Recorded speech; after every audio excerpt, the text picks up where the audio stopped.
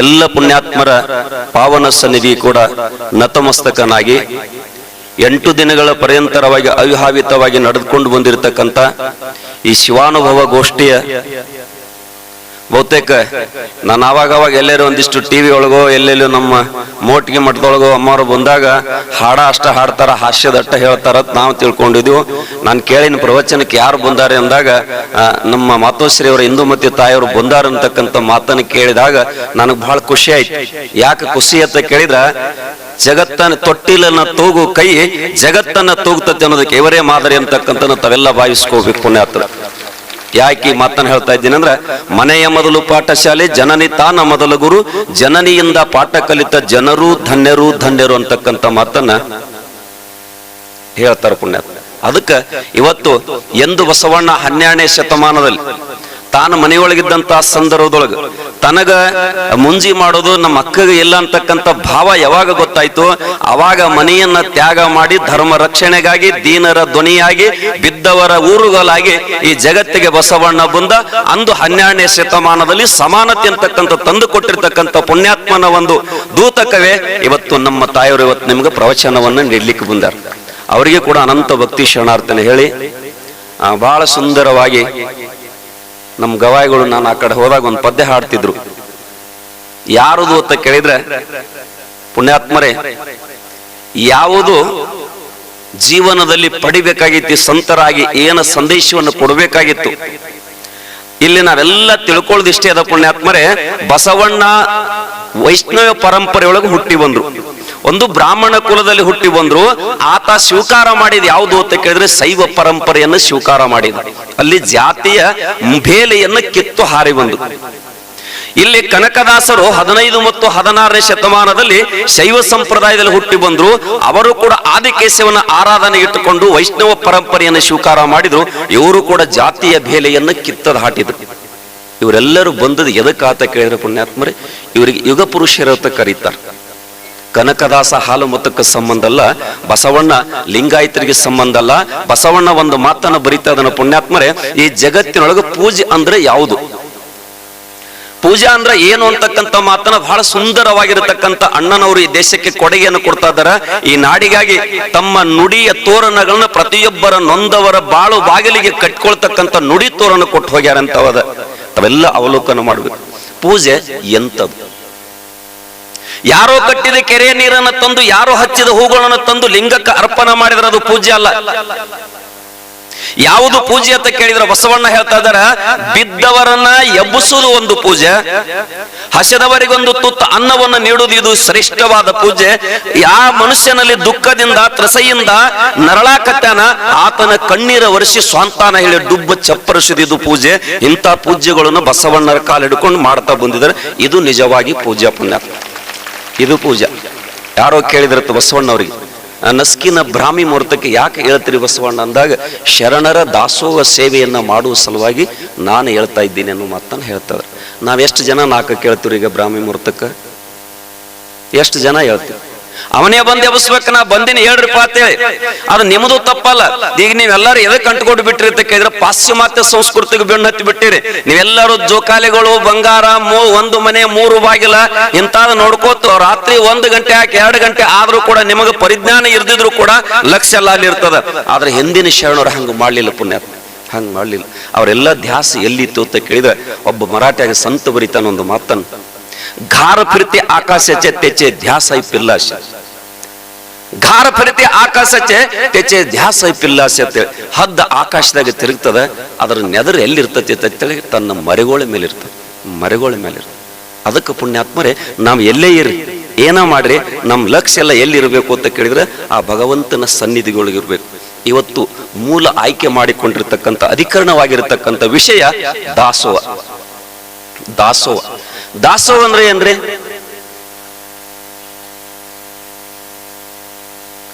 ನೀನ್ ಬರೇ ಅನ್ನ ತಂದು ಹಾಕಿದಾಗ ದಾಸೋಹ ಅಂತ ತಿಳ್ಕೊಳಕ್ ಹೋಗ್ಬೇಡ್ರಿ.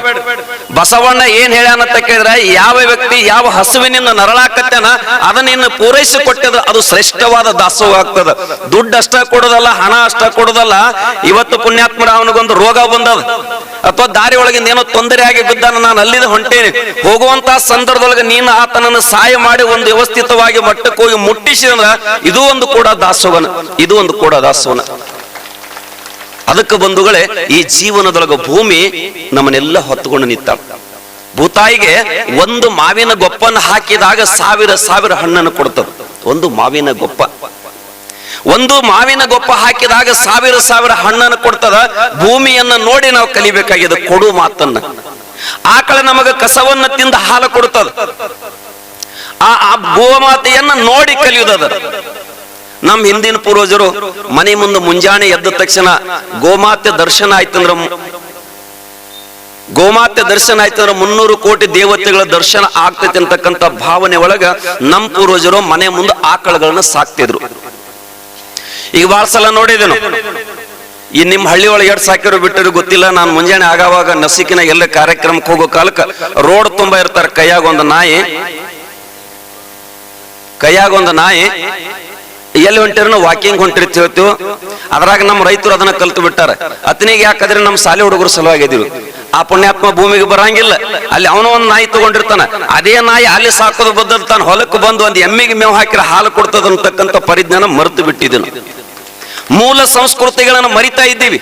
ಅದಕ್ಕೆ ಪುಣ್ಯಾತ್ಮರೇ, ನಮ್ಮ ಭಾರತ ದೇಶ ಪುಣ್ಯ ಭೂಮಿ ತಕ್ಕರದಾರ ಸಂತರು ಶರಣರು ಉಗಮವಾಗಿರತಕ್ಕಂಥ ಈ ಭೂಮಿ ಈ ಜಗತ್ತಿನಾಗ ಇಲ್ಲಿ ಈ ನಮ್ಮ ಮಣ್ಣಿನಲ್ಲಿರ್ತಕ್ಕಂಥ ಶಾಂತಿ ಸಮರಸ್ಯ ವಿವಿಧತೆಯಲ್ಲಿ ಏಕತೆಯನ್ನು ಕಂಡಿರತಕ್ಕಂಥ ನಮ್ಮ ಭಾರತಾಂಬೆಯ ಮಡಿಲು ಒಡಲು. ರಷ್ಯಾ ದೇಶದ ಪಂಢರಪುರಕ್ಕೆ ಹೋಗಿದ್ರು, ನಮ್ಮ ಮಂದಿನೂ ಹೋಗಿದ್ರಿ. ಎಲ್ಲ ತಿರುಗಾಡಿ ನೋಡಿರ್ತಕ್ಕಂಥ ಸಂದರ್ಭದೊಳಗೆ ನಮ್ಮ ಜನ ಹೊರಗಡೆ ಬಂದು ಬಾಗಿಲಕ್ಕೆ ಬಂದು ಚಪ್ಪಲಿಯನ್ನು ಹಾಕೋತಾರ. ಆ ರಷ್ಯಾ ದೇಶದ ವ್ಯಕ್ತಿ ಕೇಳಿದ್ರು, ಯಾಕಪ್ಪ ನೀನು ಹಾಗೆ ಬರ್ತಾ ಇದ್ದಿ, ಬರಗಾಲ ಯಾಕೆ ಹೊಂಟಿದಿ, ನಿನ್ ಚಪ್ಪಲ್ ತೊಟ್ಟಗೊಳ್ಳಂಗಿಲ್ಲ ಅಂತ ಕೇಳಿದ್ರ. ಯಾರಿಗೆ? ರಷ್ಯಾ ದೇಶದ ವ್ಯಕ್ತಿಗೆ ನಮ್ಮ ಜನ. ಅವಾಗ ಪುಣ್ಯಾತ್ಮರೊಬ್ಬ ರಷ್ಯಾ ದೇಶದ ವ್ಯಕ್ತಿ ಹೇಳ್ತಾನ, ನಮ್ಮ ಭಾರತಾಂಬೆ ಹೆಮ್ಮೆ, ನಾವೆಲ್ಲ ಹೆಮ್ಮೆ ಪಡ್ಬೇಕು. ನಮ್ಮ ಪರಿಸ್ಥಿತಿ ಏನಾಗೈತೆ ಅಂತ ಕೇಳಿದ್ರ, ಹಿತ್ತಲಿಗಳ ಮದ್ದಲ್ಲ ಮನಿ ಮಗ ಮುದ್ದಲ್ಲ ಅನ್ನಂಗ ಆಗೈತಿ. ನಮ್ಮ ಹಿತ್ತಲದಾಗ ಕಾಮದೇವನ ಕಲ್ಪವೃಕ್ಷ ಐತಿ, ಅದು ದಿನ ಹೋಗಿ ದನ ತಿಂತದ, ಹಂಗೆ ಹೋಗ್ತದ. ಯಾರೋ ಒಬ್ರು ಗುರುಗಳು ಬಂದ್ರು, ಇಂಥ ಪವಿತ್ರವಾಗಿರ್ತಕ್ಕಂಥ ಒಂದು ವನಸ್ಪತಿ ಆಗಿರ್ತಕ್ಕಂಥದ್ದು ಹಿಂಗೆ ಯಾಕೆ ಹಾಳು ಮಾಡಾಕತ್ತೀರಿ ಅಂದಾಗ, ಅಪ್ಪಗಳಿದ್ರಿಂದ ಏನಾಕತಿ ಅಂದ್ರು, ಯಾರಿಗೆ ಹಾವು ಕಡಿತದ ಈ ತಪ್ಪಲು ಕೊಟ್ರ ವಿಷ ನಿವಾರಣೆ ಆಕತಿ ಅಂದಾಗ ಅವಾಗ ಅವೇನ್ ಮಾಡಿದ, ಅದಕ್ಕೊಂದು ಗೋಡೆಯನ್ನು ಕಟ್ಟಿದ, ಒಂದಿಷ್ಟು ಸುತ್ತೆಲ್ಲ ಬೇಲಿ ಹಚ್ಚಿದ, ನೀರನ್ನು ಹನಸ್ಲಿಕ್ಕೆ ಆರಂಭ ಮಾಡಿದ. ಹಂಗ ಈ ಪುಣ್ಯಾತ್ಮ ಚಪ್ಪಲಿಯನ್ನ ಹಂಗೆ ಹೋಗೋ ಕಾಲಕ್ಕೆ ನಮ್ಮ ಭಾರತೀಯರು ಕೇಳಿದಾಗ ಆತ ಉತ್ತರ ಕೊಡ್ತಾನ. ಎಂತ ಉತ್ತರ ಕೊಡ್ತಾನ? ತಾವೆಲ್ಲ ದೇವಸ್ಥಾನ ಭೂಮಿ ಎಲ್ಲಿಂದ ತಿಳ್ಕೊಂಡ್ರಿ? ದೇವ ವಾಸ ಮಾಡ್ತಕ್ಕಂಥ ಭೂಮಿ ನೀವು ಎಲ್ಲಿಡ್ದ ಆರಂಭ ತಿಳಿದ್ರಿ ಅಂತ ಕೇಳ್ತಾರ. ಅವಾಗ ಅವ್ರು ಹೇಳು, ಇದೇನದ್ ಬಾಗಿಲದ, ಈ ಬಾಗಿಲದೊಳಗಿಂದ ಒಳಗೆ ಹೋಗ್ತಂದ್ರ ದೇವಸ್ಥಾನ, ಹೊರಗಡೆ ಇದ್ರ ಭೂಮಿ, ಅದಕ್ಕೆ ಇಲ್ಲಿಡ್ದ ದೇವಸ್ಥಾನ ಐತಿ, ನಾವು ಇಲ್ಲಿ ಚಪ್ಪಲಿ ಬಿಟ್ಟಿದ್ವು, ಮತ್ತೆ ನೀವ್ಯಾಕೆ ತಂದಿಲ್ಲ ಅಂತ ಕೇಳಿದ್ರು. ಅವಾಗ ರಷ್ಯಾ ದೇಶದ ವ್ಯಕ್ತಿ ಹೇಳಿದ, ನೀವ ಇಲ್ಲಿ ಎಷ್ಟ ಭಾರತಾಂಬೆ ಮಡಿಲೊಳಗ ದೇವರದಾನತ್ತ ಈ ಬಾಗಿಲು ಹಿಡ್ಕೊಂಡು ಒಳಗೆ ತಿಳ್ಕೊಂಡ್ರಿ, ನಾನು ಎಲ್ಲಿ ಭಾರತಾಂಬೆ ಸೀಮೆ ಆರಂಭ ಆಗ್ತದ ಅದೆಲ್ಲವೂ ದೇವಮಯ ತಿಳ್ಕೊಂಡು ನಾನು ಚಪ್ಪಲಿ ಅಲ್ಲೇ ಬಿಟ್ಟು ಬಂದಿನಿ ಅಂತ ಹೇಳಿದ. ಇದು ಪುಣ್ಯಾತ್ಮರೇ ಸ್ವಾಭಿಮಾನ. ನಮ್ಮಲ್ಲಿ ಸ್ವಾಭಿಮಾನ ದ್ವಾಸ ಜೀವನದೊಳಗೆ ಕಲಿಬೇಕಾಗಿರ್ತಕ್ಕಂಥದ್ದು ಏನು ಅಂತ ಕೇಳಿದ್ರೆ, ಹೇಳಿದ್ರಮ್ಮರು ಮೊದಲು ದೇಶಾಭಿಮಾನವನ್ನು ನೀವೆಲ್ಲ ಬೆಳೆಸ್ಕೋಬೇಕು. ಮೊದಲು ದೇಶಾಭಿಮಾನ ಬೆಳೆಸ್ಕೊಳ್ಬೇಕು. ಬಹಳ ಮಂದಿ ತಾಯಂದಿರಿಗೆ ಕೊಡಿರಿ, ನಿಮ್ಮ ಮಕ್ಕಳಿಗೆ ಎಂತಾದ ಸಂಸ್ಕಾರ ಕಲಿಸ್ರಿ ಅಂತ ಕೇಳಿದ್ರೆ, ರಾಮ್ ಪ್ರಸಾದ್ ಬಿಸ್ಮಿಲ್ಲಾ ಒಂದು ಸಣ್ಣ ಬಾಂಬ್ ಬ್ಲಾಸ್ಟ್ ಮಾಡ್ಯಾನ. ಸಣ್ಣ ಬಾಂಬ್ ಎಲ್ಲಾ ಬ್ರಿಟಿಷರು ಬಂದು ಆತನಿಗೆ ಜೈಲಿಗೆ ಹೋದ. ಇನ್ನೇನೋ 2 ದಿನದಾಗ ಆತನಿಗೆ ಫಾಸಿ ಡಿಕ್ಲೇರ್ ಆಗಿದೆ. ತಾಯಿ ಹೋತಾಳ ವಿದ್ಯಾವತಿ, ಮಗ ಒಳಗೆ ಜೈಲಿನ ಕೂತಾನ. ತಾಯಿ ಬಂದಾಳ. ಮಗ ತಾಯಿನ ನೋಡಿದ ತಕ್ಷಣ ಗಳ ಗಳ ಗಳ ಅಳಲಿಕ್ಕೆ ಆರಂಭ ಮಾಡಿದ. ಗಳಗಳ ಅಳಲಿಕ್ಕೆ ಆರಂಭ ಮಾಡಿರ್ತಕ್ಕಂಥ ಸಂದರ್ಭದೊಳಗೆ ತಾಯಿ ಹೇಳ್ತಾಳ, ನಿನಗ ಸಾವಕ್ಕೆ ಭಯ ಇತ್ತಂದ್ರ, ನಿನ್ನ ಜೀವದ ಬದ್ದಲು ನಿನಗೆ ಬಹಳ ಪ್ರೇಮ ಇತ್ತು, ಪ್ರೀತಿ ಇತ್ತಂದ್ರ, ಈ ಸಾವದ ಬದ್ದಲು ಭಯ ಇತ್ತಂದ್ರೆ ಯಾಕೆ ಈ ಸಂಗ್ರಾಮದೊಳಗೆ ನೀನು ಸೇರ್ತಿದ್ದಿ, ಆವಾಗ ಹಿಂದೆ ಸರಿಬೇಕಾಗಿತ್ತು, ಯಾಕೆ ಅಳ್ತಿ ಅಂತಕ್ಕಂಥ ಮಾತನ್ನ ಆ ತಾಯಿ ಮಗನಿಗೆ ಹೇಳ್ತಾಳ. ಅವಾಗ ಪುಣ್ಯಾತ್ಮರೇ ರಾಮ್ ಪ್ರಸಾದ್ ಬಿಸ್ಮಿಲ್ಲಾ ಹೇಳ್ತಾನ, ಅಮ್ಮ ನಾನು ಯಾಕೆ ಅಳ್ತಾ ಇದ್ದೀನಿ? ನಾನು ಯಾಕೆ ನನ್ನ ಕಣ್ಣ ನೀರು ಬರ್ತಾವ? ಒಂದಿಷ್ಟು ನನ್ನ ಗೋಳು ಕೇಳು, ತಿಳ್ಕೊ. ಅವಾಗ ಹೇಳ್ತಾನ ಪುಣ್ಯಾತ್ಮ, ನಾಳೆ ಸೂರ್ಯೋದಯ ಕಾಲಕ್ಕೆ ನಿನ್ನ ವಂಶದ ಕುಡಿ ಆರ್ತೈತಿ ಅನ್ನೋದು ಗೊತ್ತದ, ನಿನ್ನ ಕೀರ್ತಿಯ ಹೂಬಳ್ಳಿ ಕತ್ತರಿಸಿ ಬೀಳ್ತದ ಅನ್ನೋದು ಗೊತ್ತದ, ನಿನ್ನ ಮನೆಯ ನಂದಾದೀಪ ಆರ್ತೈತಿ ಅನ್ನೋದು ಗೊತ್ತದ. ಇಷ್ಟೆಲ್ಲಾ ಗೊತ್ತಿದ್ರು ಕೂಡ ನನಗೆ ಆಶೀರ್ವಾದ ಮಾಡ್ಲಕ್ಕ ಬಂದಿದೆ ಅಂದ್ರ ನಿನ್ನಂತ ತಾಯಿ ಪ್ರತಿಯೊಂದು ಮನೆಯಲ್ಲಿದ್ರೆ ನನ್ನಂತ ರಾಮ್ ಪ್ರಸಾದ್ ಬಿಸ್ಮಿಲ್ಲಾ ಒಂದೊಂದು ತೊಟ್ಟಿಲದೊಳಗೆ ಹುಟ್ಟಿ ಬರ್ತಾರ ಅಂತಕ್ಕಂಥ ಮಾತು. ಅದಕ್ಕೆ ಒಬ್ಬ ಕವಿ ಬರೀತಾನೆ, ಸುಶೀಲನು ಶಿಕ್ಷಕನಾದರೆ, ಸುಶೀಲನು ಶಿಕ್ಷಕನಾದರೆ ರಾಷ್ಟ್ರಭಕ್ತ ರಾಜಕಾರಣಿ ಆದರೆ.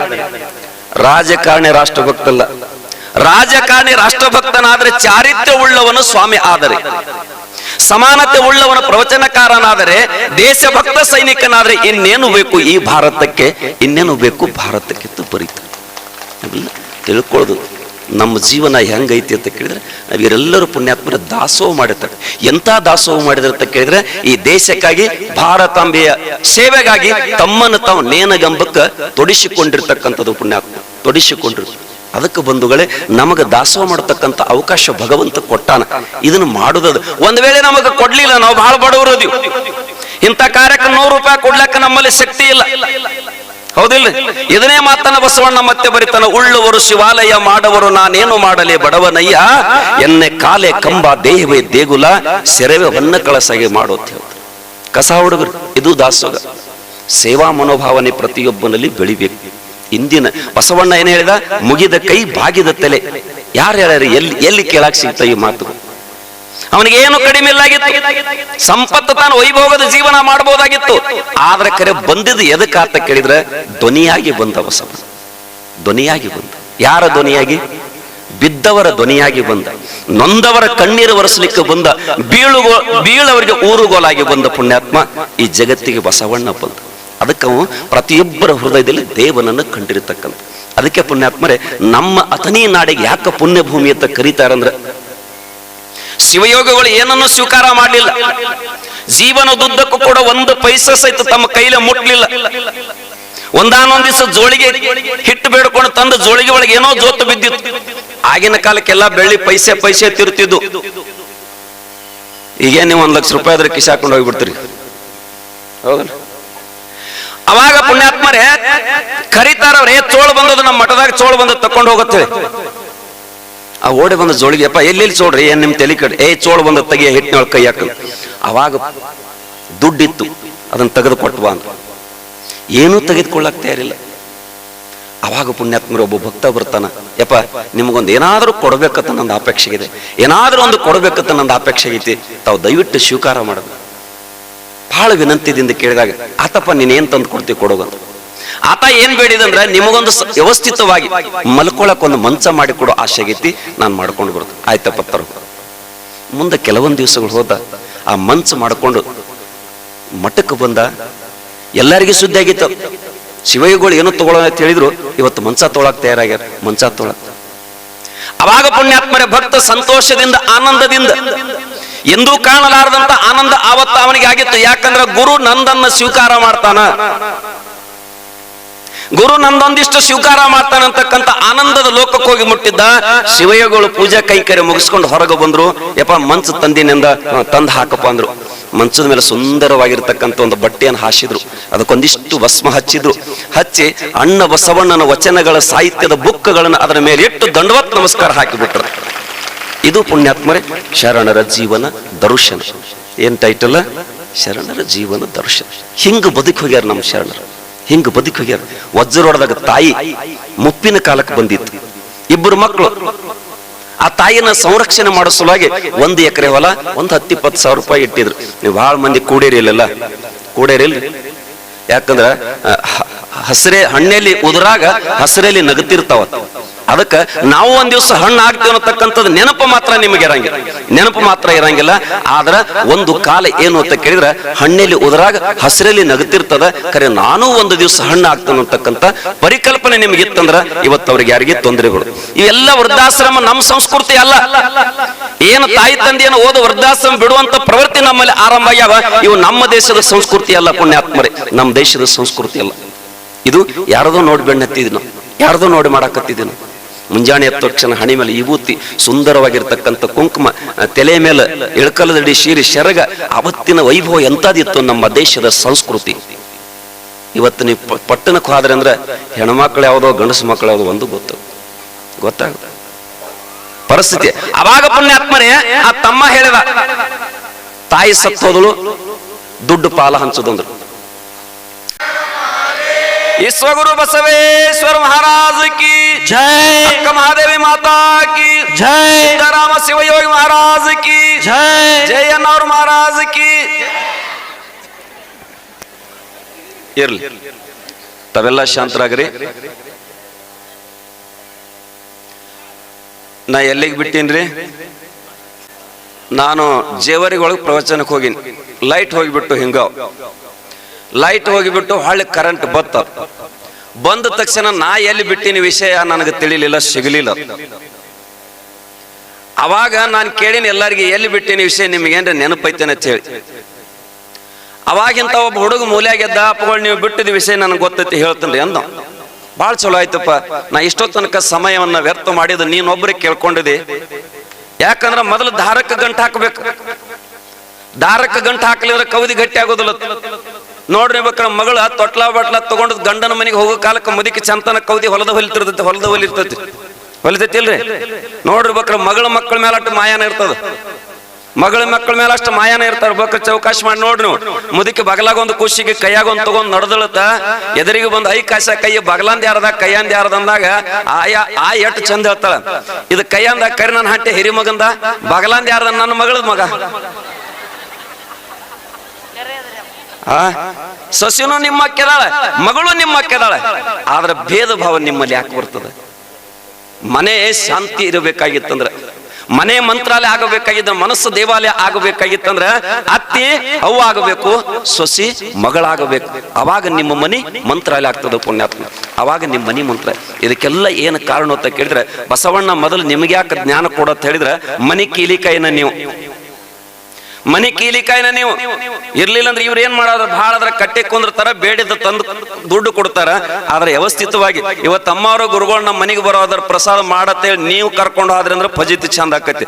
ಅಕಸ್ಮಾತ್ ಇವ್ರು ಕರ್ಕೊಂಡು ಹೋದಾಗ ನಮ್ಮನ್ನ ಕೇಳಿ ತಂದೇನತ್ತು ಭಾಂಡ ಬಾಗಿಲಿಗೆ ತಂದ್ರೆ ಏನ್ ಮಾಡಕ್ ಸಾಧ್ಯ?